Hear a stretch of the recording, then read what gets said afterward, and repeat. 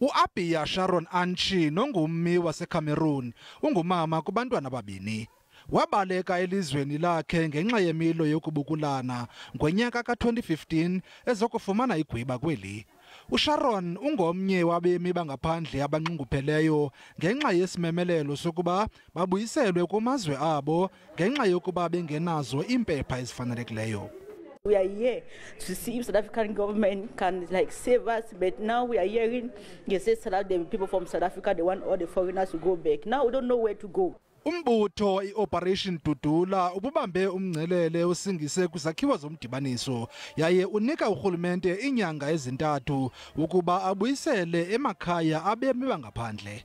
Economic refugees and illegal immigrants whose categories are not recognized by the United Nations must be deported to their countries of origin within the next 3 months, which is 90 days from today.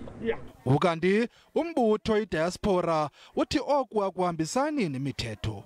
The South African Immigration Act clearly defines how one enters the country, live in the country and depart the country, and also the Constitution and the Immigration Act also, which is in line, looks at the certain numbers of people due to the process called non-revolvement that cannot be taken back.